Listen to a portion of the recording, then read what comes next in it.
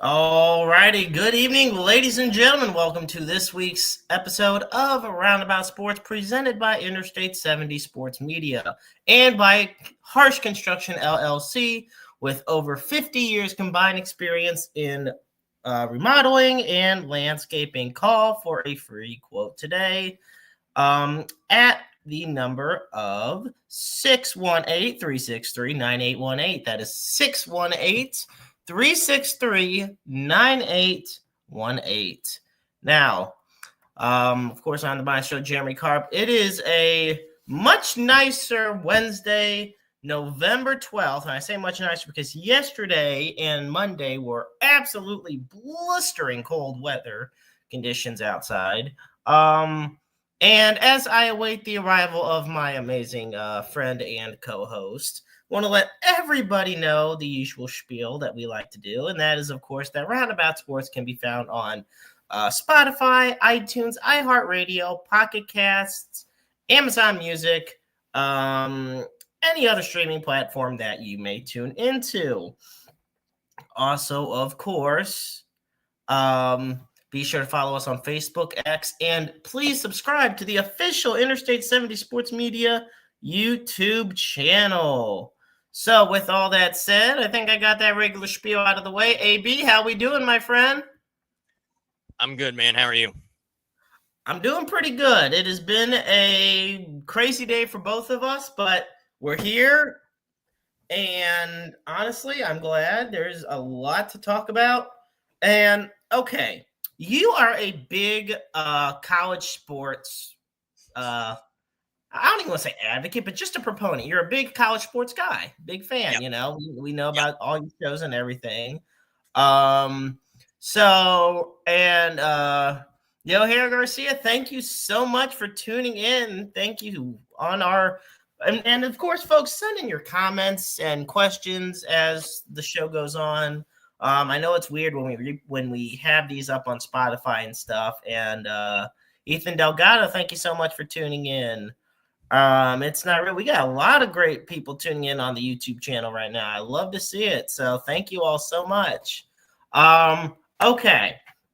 With all of that said, my first question to you, AB, is this. When it comes to college football, what is your thoughts on the whole thing about, okay, if you're a transferred team heading up from FCS level to FBS level, you cannot participate in bowl games for this first season, even if you reach the 6-win threshold. Yeah, I'm actually really glad that you asked me that. You know, it's the same rule actually for college basketball as well. You cannot make the NCAA tournament if you don't in your first year. I actually believe for the NCAA, it's multiple years on the basketball side of things. I believe it's multiple seasons. I think it's 2 or 3 seasons actually before you can make the tournament. Hang on just a second. I'm trying to gather my thoughts here. How I want to go about this, because I don't want to just go off here. Because let me put it this way to you, Jeremy. I think it's atrocious. I think it's absolutely atrocious that is a rule. College football playoff, I guess, maybe, whatever. I mean, most of the time in that case, a team is not going to make the playoff anyway. But I will say this. If a team wins 6 games, that is the qualification to make a bowl. Okay? Plain and simple. I don't care if they've been in the Division I for 8 years or 1 year or 1 day. If they come up and they make the requirements to make a bowl game, then they should be able to play in that bowl game. I think it's a disservice to those athletes. I mean, hey man, that's hard. That's hard. The jump from people don't understand the jump from Division I or from Division II to Division I. So whenever you come up in your first year, and I assume you're kind of talking about Missouri State here, if I'm guessing, That's kind of what you're alluding to. People don't realize the level of difficulty that is, and I think it's absolutely atrocious that those kids can work their tail ends off for the entire season, not to be rewarded for it at the end of the day. And I'll leave it at that because I'll blow up, and we'll be talking about this for a half hour if I go any further. Well, okay, and that's fine if you want to stop, because I agree with you, because first off, we're on the verge of bowl season, folks. It is the craziest time of the year here. There are 136 FBS teams now that we have the addition of Delaware, the Delaware Blue Hens, and the Missouri State Bears. They both were added this year to the Conference USA, and the expectations weren't exactly high, but why would they be? I mean, it's your first time, I guess, to say it. It's like the equivalent of sending 2 AAA teams up to the major league level and competing against them. But here's the thing. The thing of it is, Missouri State is exceeding all their expectations. They're 6-3. They are, which, keep in mind, that is the requirement is 6 wins. And they're on a 4-game winning streak, and each of those 4 wins are against conference teams. Like, come on, hello. They have the 4th best record in Conference USA play and are tied for the 2nd best record overall in the conference alongside Jacksonville State. And look, 2 of their first 3 losses were against USC at the Coliseum and against SMU at home. I'm not going to look. First time, I'm not going to bash them for losing to USC and freaking SMU. So, and my thing is, they are 28th in the nation running pass plays. They are a very pass-heavy team. 53% of their offensive play calling is passing the ball. And that was a huge part of their comeback victory last week against Liberty with 22 seconds remaining, I believe. But once again, moves them up to 6-3. Now,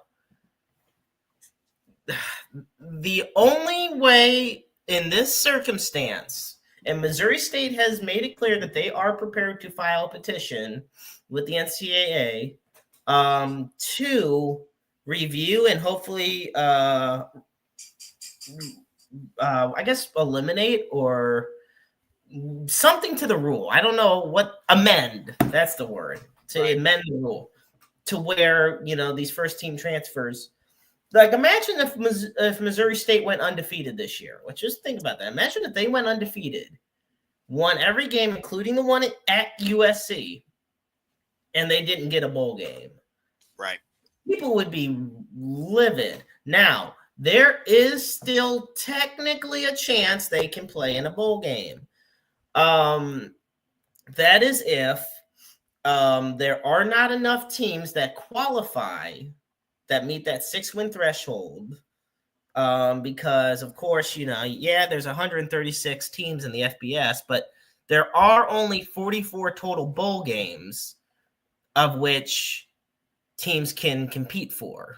I'm not including the second round or the third round, like the semifinal thing of the college football playoff bracket. Right. Like, I'm just going through, those main threshold of bowl games. And so if not enough teams can compete, then Missouri State would be next in line to jump in and be able to play in a bowl game, which would be fantastic to see, especially in their first year at the FBS level. I was going to say, too, if I'm not mistaken, they can't play for the Conference USA Championship either. That's true. No, you're correct. They cannot play. And that I don't think you can even really amend at this point, because it's the 2 best teams in the conference. But Missouri State will not be able to play for that conference championship. And right now, I'm taking a look at the Conference USA standings. Missouri State is 4th in Conference USA, behind Yeah. Kennesaw State, who's undefeated in conference play, Jacksonville State, who is also undefeated in conference play, WKU. and Western Kentucky, who is 5-1 in conference play. Those are the teams above them. If you don't mind, I'll tell you who they have left. They play Kennesaw State. Now it's at Kennesaw State on November 22nd. Yeah, I mean, I don't know, Jeremy. It's always been a rule, but I think we're seeing a lot more jumps now than we ever did, and a lot of that fluctuation. And I think that's caused by the transfer portal, actually. But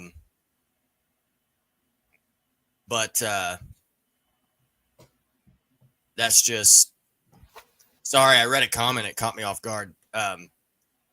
That's just my that's just my thought there.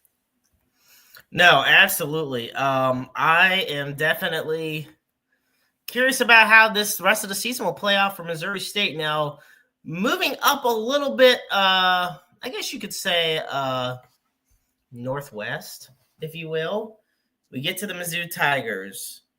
And that, look, when you talk about bowl games and conference dreams die, man, you know what?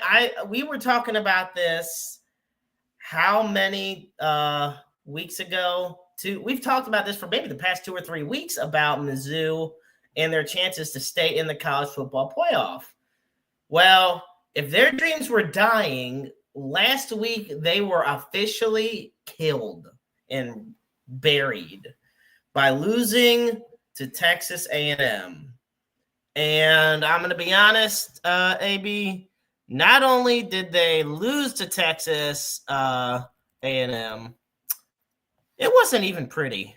It really wasn't. Mizzou lost 38-17. They just could get no rhythm going. So, yeah. Yeah, that's just part of playing with your third string freshman quarterback. I didn't expect them to win that game going into it. I think we actually talked about it a few weeks ago whenever they were going to play Vanderbilt. And I told you, I said, the last thing that they can do is go into that game with go into the Texas A&M game in a do or die situation. And that's what they did. That was the situation they got themselves in. They're going to play Mississippi State at home. And then and then they'll have Oklahoma, at Oklahoma. It doesn't matter. The best finish they can have is 9-3. So, yeah. No, I was going to say, when you really take a look at it, Mizzou's chances, and they're so far down the SEC standings anyway, like they're 2 losses now. They started 6-1, and 2 straight losses have done them no favors. And you want to know what's crazy is we look at the teams in the SEC, and I really want Vanderbilt to make it to that playoff. But even then, okay, it's a 12-team playoff. Right now, there are we take a look at Vanderbilt. Vanderbilt's 6th in the SEC because you got A&M at top, then Alabama, Georgia, Ole Miss, Texas, and then Vanderbilt, and then Oklahoma, Tennessee, and then finally you have Mizzou. I mean, yeah, it's rough. It's rough uphill going for Vanderbilt as well. But I hope they make. I do hope Vanderbilt makes it, and I want them to thrive because they're having their best start in over 50 years, you know? Yeah, Vanderbilt's going to struggle. They got to go to Neyland, and Neyland is a tough place to play. They control their own destiny. I mean, they were able to come back and beat Auburn. They've got to handle business against Kentucky. They're in their bye week this week. They got to play Kentucky at home, and then they go to Neyland to play Tennessee. I don't know. I'm not optimistic. Diego Pavia has had some chances to get some really, really big wins, just like Mizzou has. This is the guy that went to Tuscaloosa undefeated and was practicing victory formation in the warm-ups and then got beat. I don't know. I think they'll beat Kentucky, but I'm going to be really honest. I think Vanderbilt goes 9-3. I'm not as high on this team as I once was. Yeah, I was going to say they're definitely kind of slipping down in the standings. And when you take a look, I mean, they won 17-10 over Mizzou. They lost the next week to Texas in a heartbreaker, 34-31. And you saw what it had to take for them to beat Auburn. I mean, it was a very big back and forth. And I know we've talked about Auburn before and that they are a better team than what the record indicates. But they got Kentucky at Vandy, and then they go to Knoxville to take on Tennessee. I would say about that Texas game a few weeks ago, that score is 34-31. But I'll tell you the truth, that game was a lot. That game was dominated by Texas. It was a couple scores late. There was a pick in the fourth quarter that put Vanderbilt in good scoring position. They were able to take advantage of it. If I'm not mistaken, that score was like 34-10 at halftime or at the end of the third quarter. And Vanderbilt was able to put some late points together. So that score looks closer than the game actually was. I will say this. I will tell you this. That score was 14-0 Texas at like the 12:30 mark of the first quarter. I mean, Texas jumped on them quick. It definitely was. Yeah, it was definitely a quick start to the game. So I agree with you on that one. Oh my gosh. I thought it was going to be a legitimate question we got in regarding a couple college football teams, but nope, it's just a troll comment, but that's okay. Moving right along now.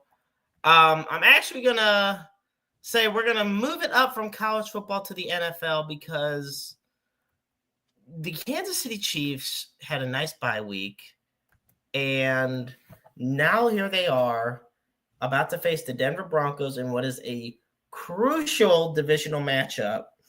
Now, we watched last week the Denver Broncos taking on the Vegas Raiders on Thursday night, and Thursday night football is never that good of a game. And it ended up being even worse than that as Denver won 10-7. Oh, God, it was an atrocious matchup. So my question for you, AB, is what are your thoughts on this upcoming game, considering the fact that Denver, now J.K. Dobbins is injured, so he might not even, most likely won't even play this week. The Chiefs have had a full extra week of rest. And the past few games, the offense of Denver has really only had to come through clutch at the end of the game as opposed to a full 4 quarters of domination. Yep. So what's your question? Question is, can Denver single-handedly defeat Kansas City here? Yeah, they can. I think that Kansas City is kind of in a situation right now where their backs are against the wall. They're going to Denver to play this game. I think Bo Nix has had a really good season to this point. Mahomes is going to have to play better. I think that they're going to have to get something going in the run game. And if they do that, they're going to be in the game. If they don't, Denver's going to win. I mean, it's to me, I'm just going to tell you, I'm not high on the Chiefs right now at all. I think I told you that last week too, after they lost to Buffalo. Yeah, you did. I remember that. I'm not high on the Chiefs at all right now. So, I mean, that's my thoughts on it. No, I agree. I take a look at and we've talked about before that if the season ended today, the Chiefs would not be in the playoffs. And we look at the AFC playoff picture, and right now what's crazy is, the big AFC competition is between the Chargers and the Broncos in the AFC West. Well, right now, if the season ended, the Broncos would have the number 2 seed. The Colts would actually be the ones that get the first round seed, first round bye, and everything. We do take a look, and the Chargers would be the 5 seed. Now, if the season ended today and you're on the outside looking in, keep in mind there are 7 playoff spots. Well, the Chiefs would be the 8th seed. So they're right there. Believe it or not, ahead of teams such as the Ravens, the Texans, and the Bengals, which is something. But that means teams like the Steelers and the Jaguars and even the Bills, who haven't been, up to their usual dominance, that especially after last week's embarrassing loss to Miami. So I definitely find it interesting that the Kansas City Chiefs are in the position they're in, because it is not like we've seen this often over the past 5 or 6 years.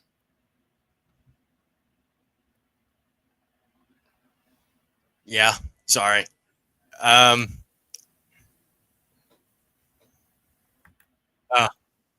This guy, I hate to even give him the credit. This guy's got me all jacked up.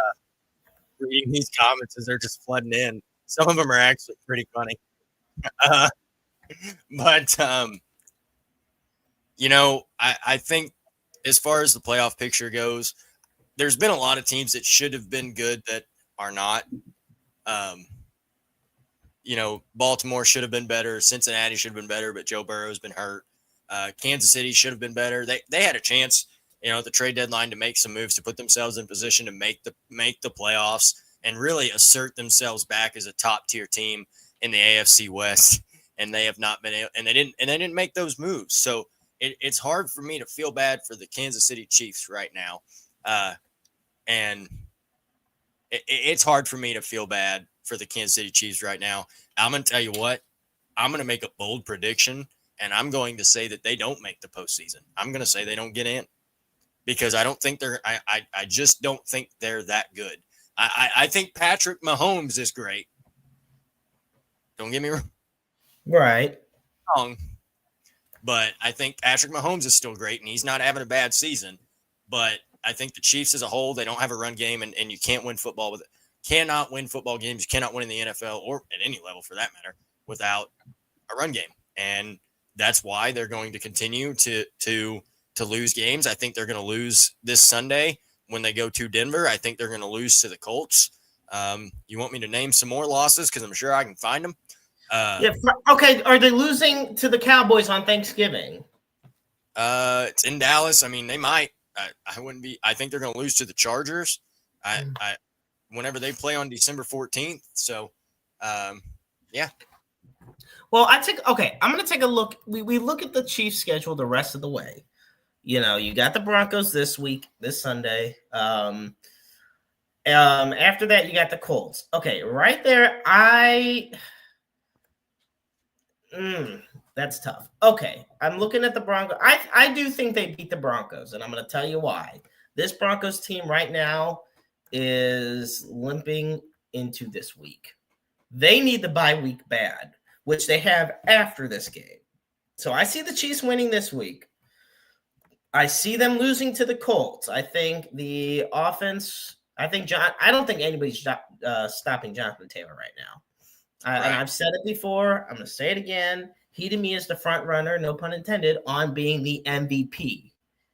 And the fact that it's basically a quarterback only award is disgraceful to all the other players that deserve it. Cowboys on Thanksgiving. That's another toss-up game, because guess what? Cowboys have an electric offense, but look, we can throw a JV football team out there on that defense, and so you got the Texans on the 7th. I think the Chiefs beat the Texans. I am pretty confident the Chiefs beat the Titans on the 21st, which brings us to Christmas against the Denver Broncos at Arrowhead. I do think the Broncos get their payback. I think they'll be much healthier. I think Pat Surtain will be back by then to where he'll be able to play a bigger role. And then I do feel the Chiefs will win their last week against the Raiders in Vegas. So right now we're basically looking at the Chiefs winning. Let's see, 1, 2. Oh, and then I think they'll lose to the Chargers again. So basically, we're looking at the Chiefs winning. Let's see, 1, 2, 3, 4. 4 out of their last, potentially 5, depending on the Thanksgiving one. That's a toss-up, remember. But 4 out of their last 8 games. So I see them potentially going 500 the rest of the way. I think that might be enough to get a playoff spot because this is the thing. I don't see the Jaguars lasting. They just lost Travis Hunter for the season. The offensive line is still bad. The wide receiver group is Brian Thomas Jr. is injured, which basically is meaning that Parker Washington is leading this receiving group. Travis Etienne can't get any running lanes open because of the line.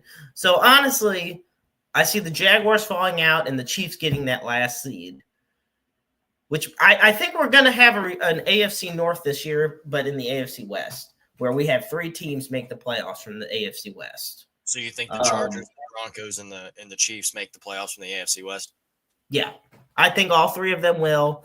I think the Broncos, because the Chargers are 7-3. This is the thing. The Chargers and the Broncos, it's like you're holding the division title in front of them, and they're like, it's like, here, grab it.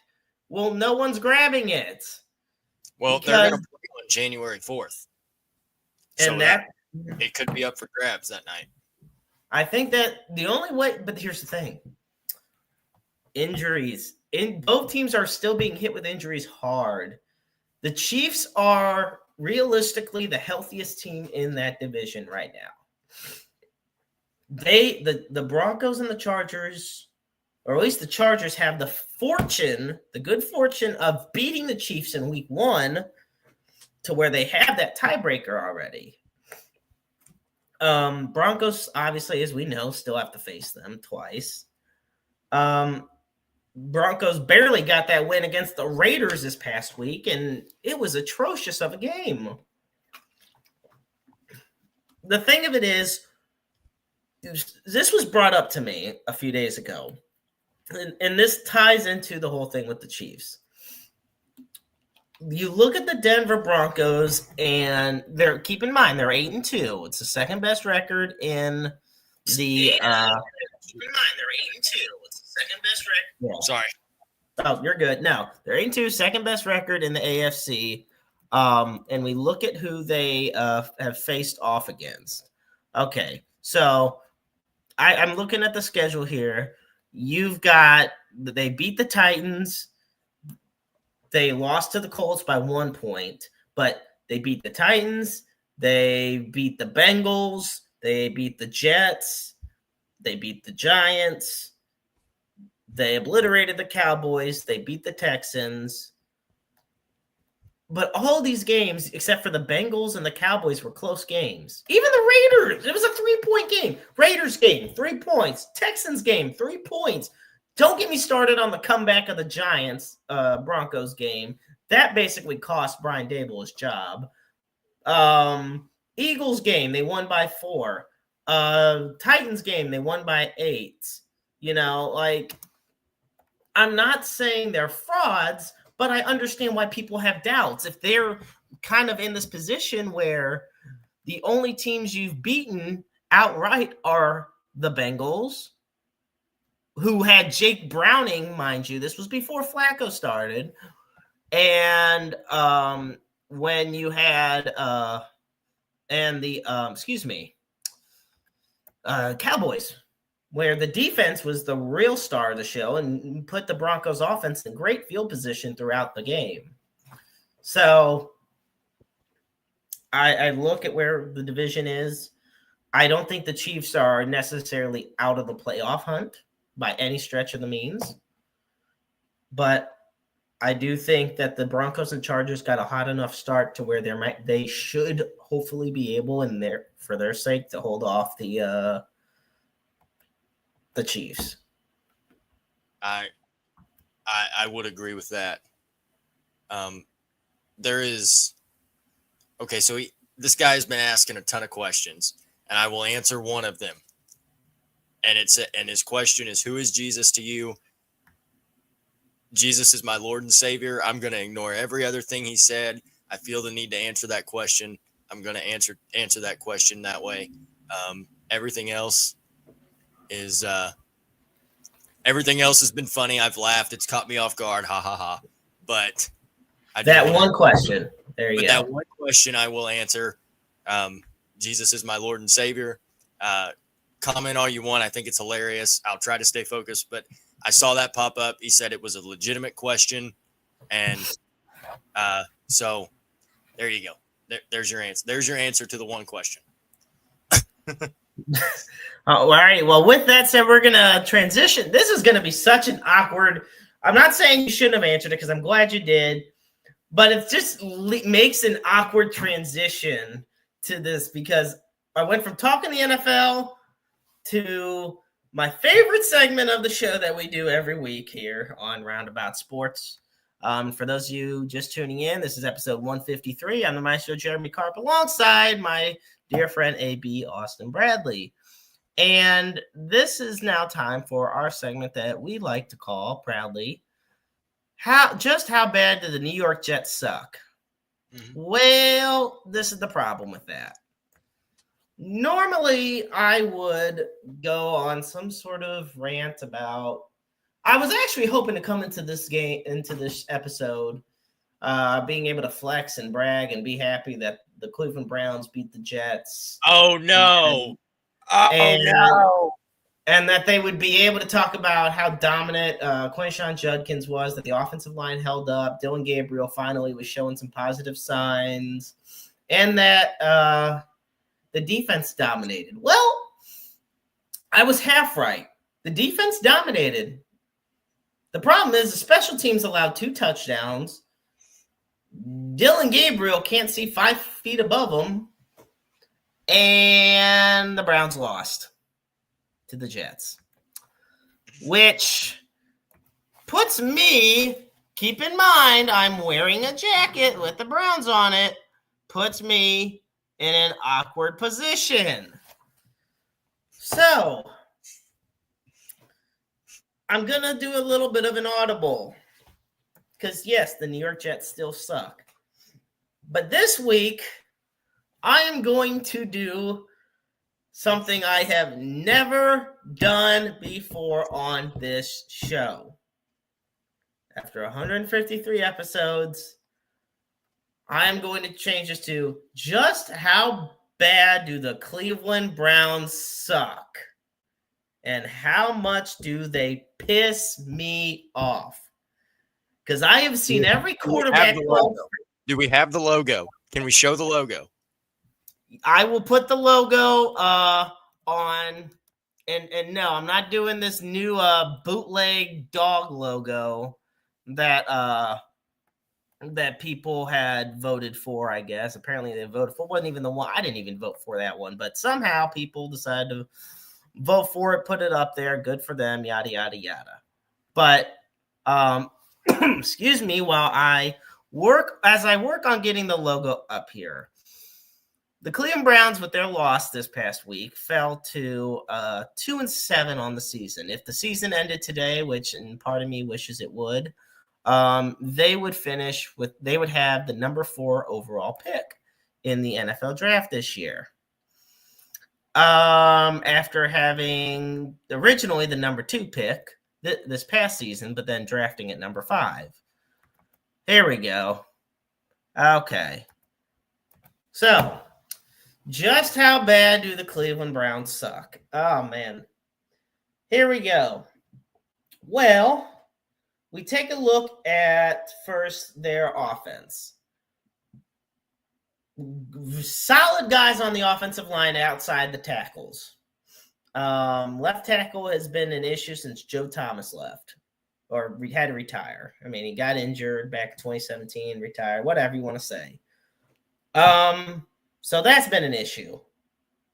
The inside with Batonio, Teller, Pochik, those guys, great. Then you got the receivers. Now, in a couple weeks, my best friends, my brothers, and myself are going to be playing our annual Turkey Bowl football game that we've been playing the past 11 years.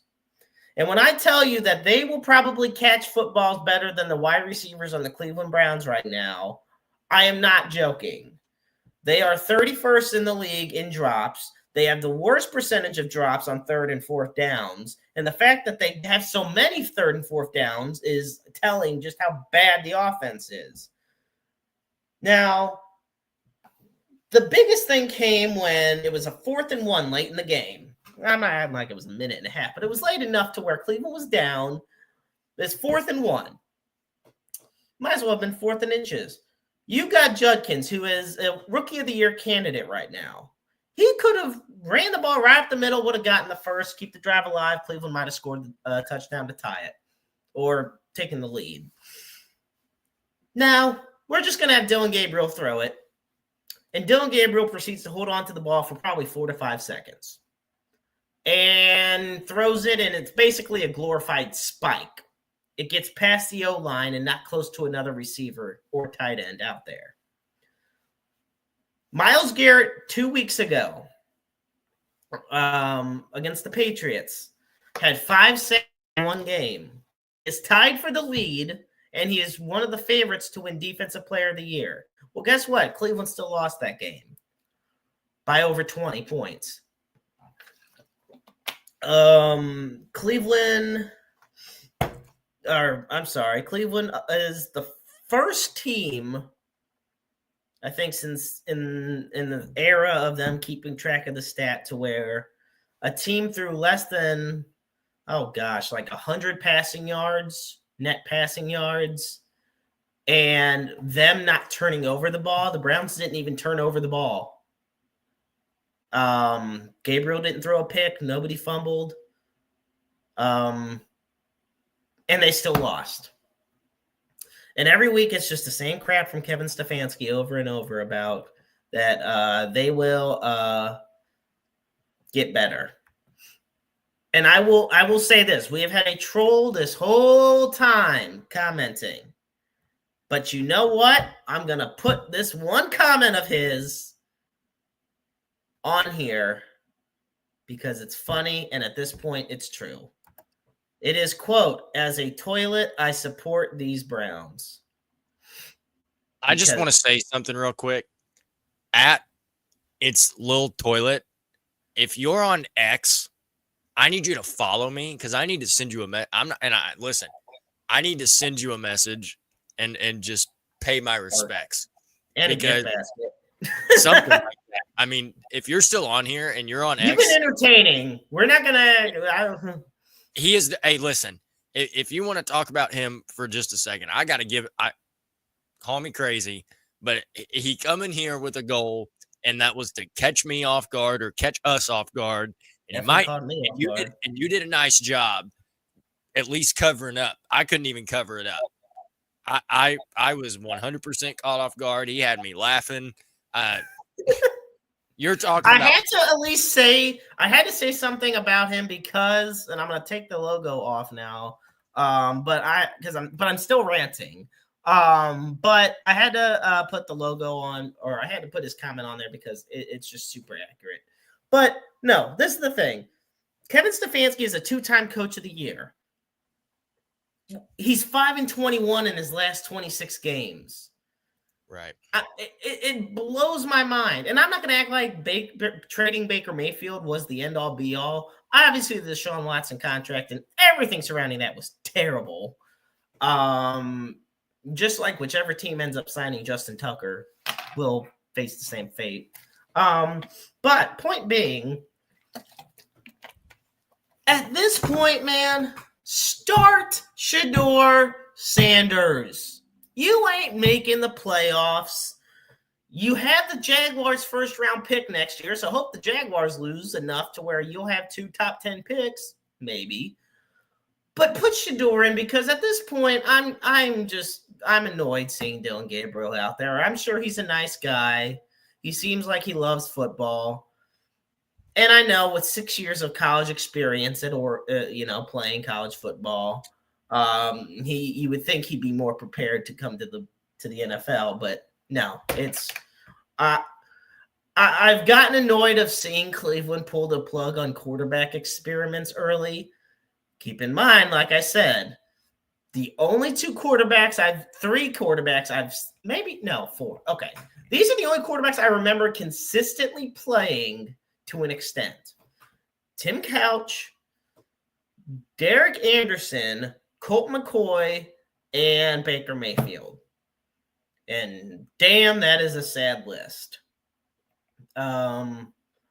But point being, also, man, Jameis Winston's a national treasure. I just had to have that ADHD moment right there. Jameis Winston's going to start this week for the Giants. I wish Cleveland never let him go. Oh, and guess what? Look what Joe Flacco's doing. And I'm going to say this.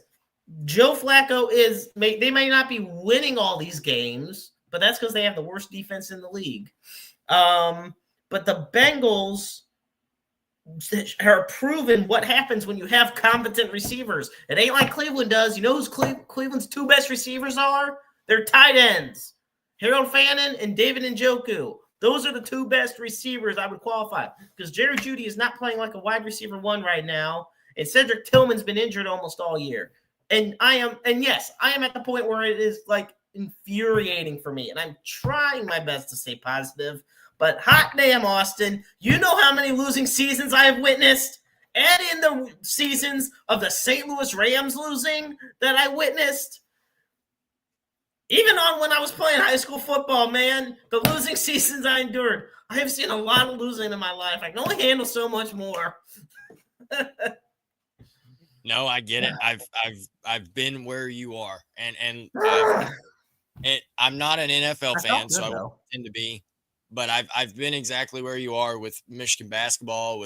Hey, listen, I had to 8-24 for a college basketball season is about the same as what you're experiencing right now. I watched Michigan football lose to Rutgers, for crying out loud. So I get it. It sucks. Wait, hang on. This is an important question. This is a legitimate question.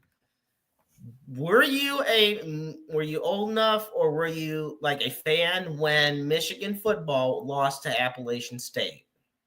I was 7 years old. I didn't know what football was at that age. I was 7 years old and I was playing football. Wait a minute. That is no excuse. Okay, hang on. Hold on. I feel it every day still. We didn't have football in our town. Okay. So there was no reason for me to know to even really. And my dad and my grandpa are not football fans at all. I'm like first generation football fan in my family. So when I say I was set, like I probably knew like what football was. Like I knew the St. Louis Rams were a team, but I didn't know anything about it. I was not a Michigan fan. I became a Michigan basketball fan first in the year 2010. Damn. And they sucked, by the way. They were awful. So anybody that wants to call me a bandwagon fan, I've suffered through it. I have suffered through it. I'll just put it that way. I remember, excuse me, some of the first running backs I remember from the Cleveland Browns when I first started watching them included William Green, James Jackson, Lee Suggs, Jamal White. I remember when they used a first-round pick on Jeff Fain back in 2003. He was a center. I remember when they passed up on a lot of good future Hall of Famers and Pro Bowlers to draft Kellen Winslow II in 2004. And Kellen Winslow had a great career on the field. Too bad he's a terrible person off the field. That said, that was my rant on the Cleveland Browns and why they are the ones that this week and deep down every week prior truly suck. But also I will want to say to my dear friend Andrew Henson, who had given me this as a housewarming gift, and I have it on the desk every week we do this show, this autographed Ozzie Newsome football helmet of the Cleveland Browns. I always love that. Like, the thing of it, people ask me why I'm a fan at this point. Like I said, 2001, we're talking here. 2001, 2002. Right. I've been a fan that long. Right. Like, I wouldn't feel right. Something tells me I wouldn't feel right stopping now. It was like if the Rams were still like all those years the Rams were bad. It wasn't just because they were in St. Louis that I was still cheering for them, but it was because I loved the team. Right. I just couldn't stand Stan Kroenke, and I still can't. Screw him. Hey, but listen, I survived the Juwan Howard era at Michigan, where let's face it, that was not a safe work environment for opposing coaches. I will tell you, I was actually talking about that with a really, really good friend of mine the other day, and I was like, this epitomizes and summarizes the Juwan Howard era in Michigan. Late in the game, down by 1. Juwan calls a timeout. He's like, all right, boys, we're going to do this. You go here, you cut, you screen. Screw it. You know what, Mr. Point Guard, you ISO at the top of the key for 5 seconds, drive in, and by gosh, you better put a hole in that backboard. You slam the ball off of it so hard. And then in the handshake line, I'll punch their coach, and we'll have a brawl. Like, that was the summary of the entire Juwan Howard era at Michigan, and I survived that, so I totally understand what you're saying. Man, oh, man. Well, with all of that said, folks, before we wrap it up here on Roundabout Sports this week, excuse me, I wanted to bring up something that, you know, Austin, maybe you're a big basketball guy. Mm-hmm. And I think I've talked about this when Andrew's been on the show in the past, but I wanted to bring it up to you now because I saw something interesting from Jimmy the Cat Hayes, our dear friend from FanDuel Sports Network Midwest. And so Boogie Cousins, DeMarcus Cousins, says that both the New Orleans Pelicans and the Memphis Grizzlies should relocate and that it's long overdue on both those teams. Well, the Cat decided to post on X a picture of the New Orleans Pelicans logo, but it's saying St. Louis Pelicans. So here's my thing. I'm handing the floor to you on this. Mm-hmm.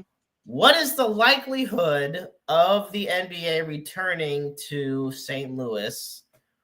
And what is holding it back? What has held it back? And, what does the future hold? The floor is yours. Yeah, I think that Seattle is probably the first place that they're going to go back to, just because of the history there. And a lot of people have really pulled for and advocated for the city of Seattle, and rightfully so. The Supersonics are a team that are still thought about. Their mark has still been left on the NBA, and I think that Seattle's probably going to be the first town or first city they go back to. I actually think that St. Louis is up there. I know a lot of people would say that maybe they're not, but I think that St. Louis could be a team to get to get a franchise, to get an NBA franchise. I think the Grizzlies actually might stay in their own state. I could see them moving to like Nashville. I don't know. Nashville is kind of a town or a city that's kind of up and coming. I know a lot of MLB franchises or a lot of like MLB expansion talk has centered around the city of Nashville, which makes good sense. Tennessee's a very good state for sports. The likelihood of it right now is slim to none, just because nobody's really talking about it. Nobody's really truly talking about it. I love Jimmy the Cat Hayes. I would love to get to sit down and talk with him about it and get his thoughts on it as well. So if you're watching by chance, or if anybody with a connection to Jimmy the Cat Hayes is watching, I'd love to have him on. But as far as a NBA franchise in St. Louis, I think that if the move is made to expand or relocate, I actually do believe that St. Louis is going to be near or at the top of the list. I think Nashville is going to be right there. I think that, like I said back in the beginning, I don't know if you heard me, Jeremy. I think that Seattle is a team is a place that they're always going to look at. So why not St. Louis? I will say this: if history says anything, the Pelicans might leave New Orleans. There will be a team in New Orleans at some point again in the future. You think about the Hornets coming and going. Charlotte. Charlotte. They were in New Orleans for a while, and then they moved over. And so I mean, all of that is here. I mean, it's just speculation at this point, but yeah, I have no doubt in my mind that if expansion or relocation was to come up, I think St. Louis is in the top 3 of that list. Okay. I see it being up there. I do agree that I agree Seattle will get a team first because of what happened with the Sonics. Well, Jeremy, I think that where else are you going to go is kind of my thoughts when it comes to the NBA. They're not going to put another team in the Northeast. They're not going to put another team in California. They're not going to add another team in Texas or Florida. They already have teams in Oregon. They have a team in Minnesota. They have a team in Michigan. I could see Kansas City. I was about to say, why not bring they've had Kansas City NBA before. Why not? I could see, the Kansas City Kings. I could see Sacramento's not going to relocate. Sacramento's staying put. Which is crazy to think about, but it is true. But I could totally see Kansas City being an option as well. That's that is an up and coming sports city. I think and you might call me crazy, if the Royals can keep Bobby Witt Jr. and build around him, and then you've got the Chiefs dynasty that has been, and they've been to a whole bunch of Super Bowls, and I believe that the Chiefs will continue to compete. Don't get me wrong, I know they're having a rough year, but they will continue to compete. In 20 years, we might talk about Kansas City like we talk about Boston, like we talk about Chicago, like we talk about LA. Do you agree with me there? I can see it definitely hinges on the amount of sports teams. You're not going to talk about Kansas City the way you talk about New York or Boston if the Chiefs and the Royals are the only – okay, and, Sporting KC, but Sporting KC is not in the Kansas City, Missouri area. So you're going to have a lot of people saying, well, they play on the other side of Kansas City. But I do think if they get an NHL team or an NBA team again, they've had them both before. And there is a continued dominance here for the teams, then by all means, they would be in the upper tier of, because right now it's just football. Yeah, the Royals finally have, it's interesting because the Royals have the face of the franchise along with their former face of the franchise still. To me, there's been 4 main franchise faces. You've had your George Brett, and Frank White. You've had Mike Sweeney, and now you've had Zach Greinke, and you got Salvador Perez, Salvi, and Bobby Witt Jr. And of course, there's other. Huh? I'm telling you right now, we've talked, and I know baseball season's over, but I've told you, I am taking Bobby Witt Jr. over the field. I'm serious. If you told me name one player to build around, one position player to build around in the entire league, it's Bobby Witt Jr. He's young, he's fast, he's got power, he's a good fielder, he can, he's got a good arm. There's no question. I would say not, and I'm taking him over the field. I'm taking him over Aaron Judge. I'm taking him over Cal Raleigh. I'm taking him over Shohei Ohtani. Like, obviously, Shohei Ohtani. Yeah, listen, I'm serious as a heart attack. I love Bobby Witt Jr., but wow, okay.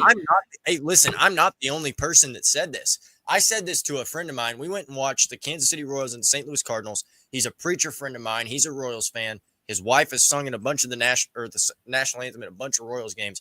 And I looked him dead in the face and I said, if I could have any MLB player, position player, in the league right now on the St. Louis Cardinals, it's Bobby Witt Jr. I said over Aaron Judge, over Shohei, over Cal, everybody. Literally 2 days later, Mark DeRosa says on MLB Network the exact same thing.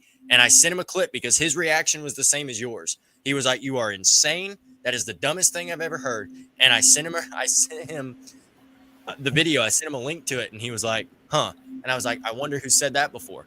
And he goes, or he actually said it was him that said it, and then sent me laughing emojis. He goes, "Good call. Maybe you're onto something." So I promise you, it's not as crazy as it sounds. All right. This is what we're going to do. We're going to wrap up tonight's show. Now, I got a friend. His Twitter handle is Poolside Pat, and I hope he's watching. I was going to get him on tonight. I was hoping to get him on tonight, but because of me, I messed up. We're going to keep that topic. Okay. We're going to keep that topic of who you would build your baseball team around, your MLB team around.